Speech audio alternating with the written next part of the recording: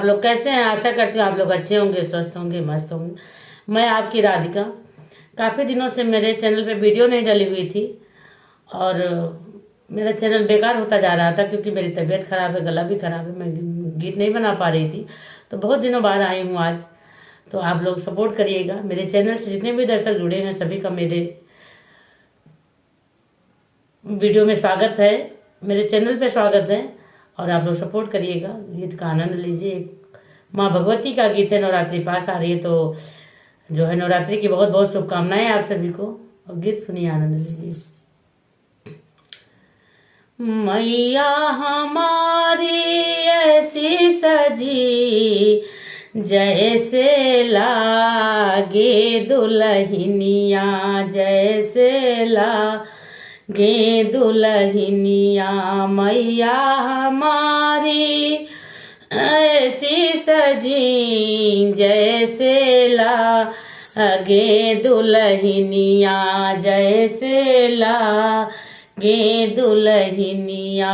मैया के माथे पे टीका विराजे, सिंदूरा पे उनके मन मोरा लागे। कहीं लग जा ये ना नजरिया, कहीं लग जा ये ना नजरिया। मैया हमारी ऐसी सजी जैसे लागे दुल्हनिया, जैसे लागे दुल्हनिया।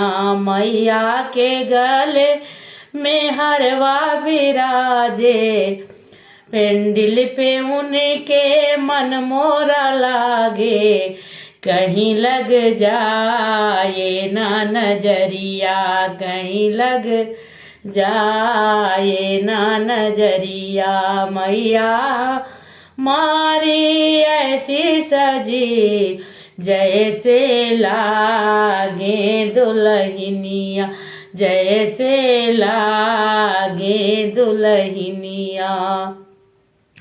मैया के अंग में लहंगा विराजे, चुनरी पे उनके मन मोरा लागे।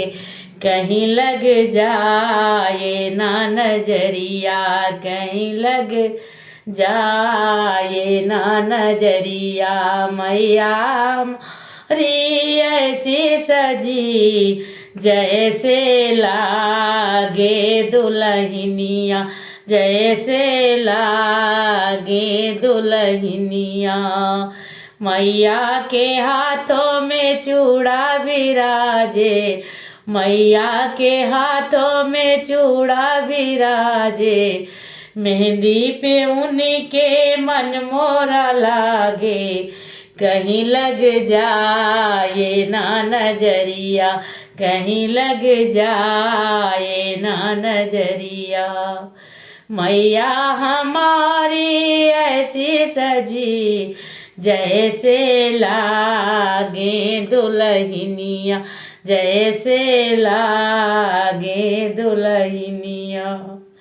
मैया के पैरों में पायल विराजे, मैया के पैरों में बजनी पायलिया। महावर पे उनके मन मोरा लागे।